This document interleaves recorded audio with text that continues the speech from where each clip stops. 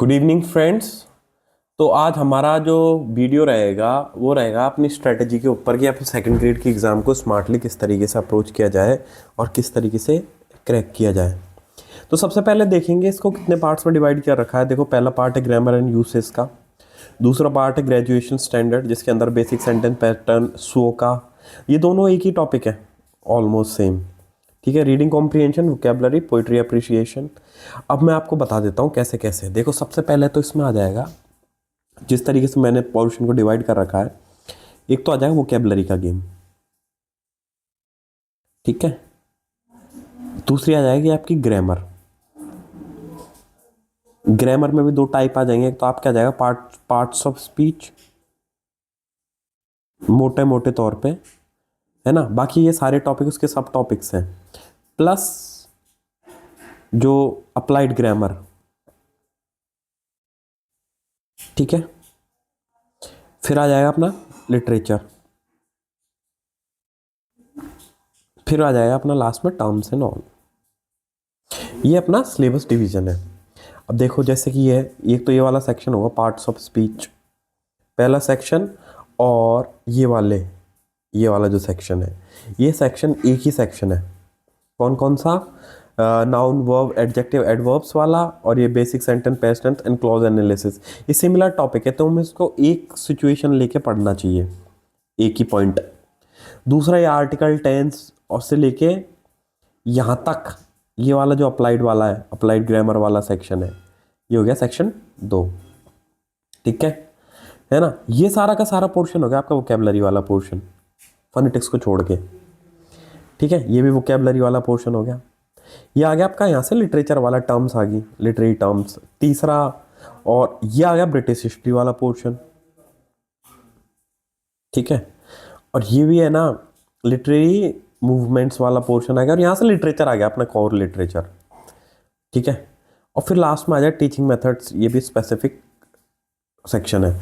कुल मिला के इसमें आएंगे अपने 150 क्वेश्चन।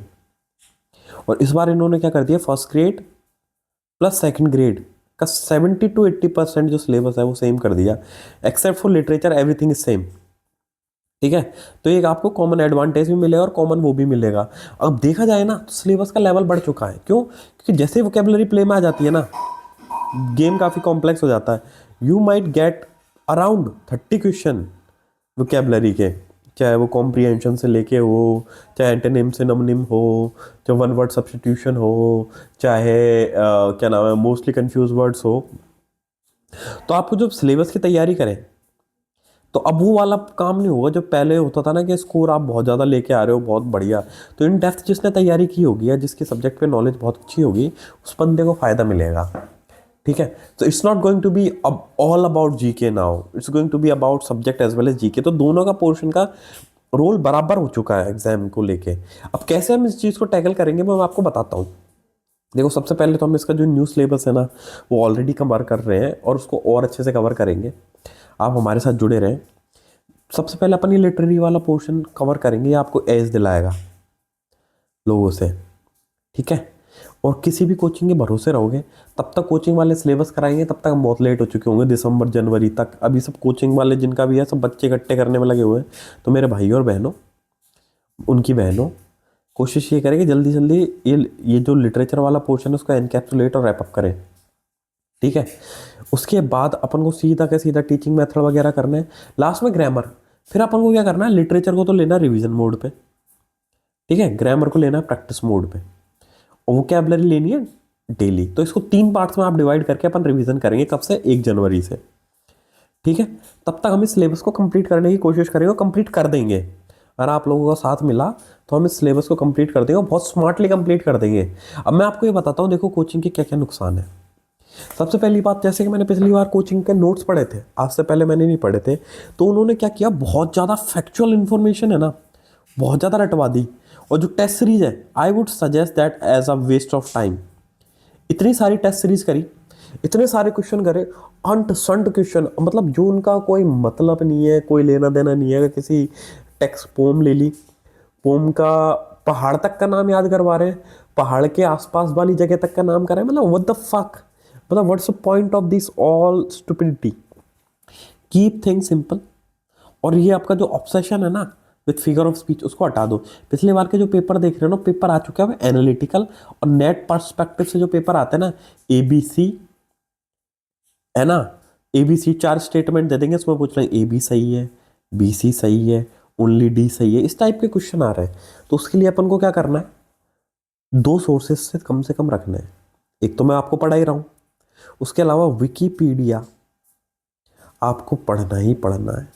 किसी की भी कोचिंग कर रहे हो, कुछ भी कर रहे हो, make sure to use Wikipedia. और लैंग्वेज स्किल्स आपकी और एनालिटिकल स्किल्स आपकी बहुत ज़्यादा चेक होने वाली है इस बार एग्जाम में, बिना इसके काम नहीं चलेगा। ठीक है, तो विकिपीडिया तो आपको बना के ही चलना है। तो हमारी जो स्ट्रेटेजी होगी 70-30 होगी। 70% मैं आपकी हेल्प करूँगा, 30% आपको एफर्ट मारने पड़ेंगे। It's going to be absolutely free. ठीक है, और इसको करते करते हम पूरा पेपर एनकैप्सुलेट कर देंगे बहुत अच्छे से। कल मैंने यूलिसिस आपको कराई, अब परसों मैं उसका सेकंड पार्ट करवाऊंगा जिससे यूलिसिस कंप्लीट होगा। ठीक है, हम काफ़ी सारे वर्क्स पहले ही कवर कर चुके हैं, आप प्लेलिस्ट जाके देख लीजिए।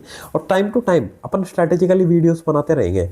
अपना जो फोकस होगा वो less time more work rather than more work less time. बहुत सही कोचिंग वाले जो 2-2 3-3 घंटे ही वीडियोस देते हैं आपको, अरे यार वीडियो से कंप्लीट करोगे, सिलेबस भी कंप्लीट करना है, फिर जीके भी तो पढ़नी है। तो क्विकली सिलेबस चेंज हुआ है, it's an opportunity, blessing in disguise.